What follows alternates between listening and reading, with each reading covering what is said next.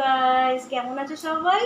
আশা করি সবাই তোমরা ভালো আছো। আমি ঈশ্বরের আশীর্বাদে মোটামুটি ঠিকঠাক চলে এলাম তোমাদের সঙ্গে লাঞ্চ মেনু শেয়ার করতে, নাহলে তো আমার ভালো লাগে না।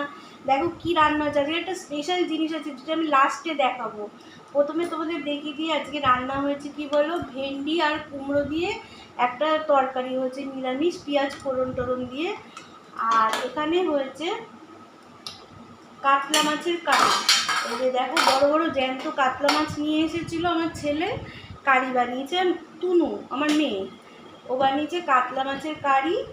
আর এখানে হয়েছে ভাত। ভাতটা তো থাকবেই, কমন ব্যাপার, কিন্তু এই ভাতটার গন্ধ গরম গরম হেভি লাগে। এখানে হচ্ছে গরম গরম ভাত। আর এই দেখো কালকের আছে কচুরলতি, আর আছে রাতে ছেলে বানিয়েছিল গাটি কচু দিয়ে তরকারি চিংড়ি মাছ দিয়ে, ওটাও আছে।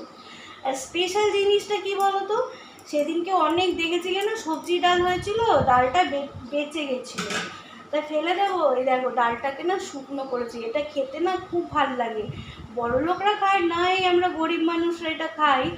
এটার মধ্যে একটু তেঁতুল আর কাঁচা লঙ্কা দিয়ে শুকনো করে নিয়েছি, এরপরে কাঁচা সর্ষের তেল আর একটু পেঁয়াজ কুচি দিয়ে ভাত দিয়ে খেয়ে দেখবে একদিন কিরম সুন্দর লাগে। তাহলে আজকে আমার এই রান্না করেছে সব তুনু, আমি তো করছি না, তোমরা সব জানো, আর বৌমা হেল্প করেছে।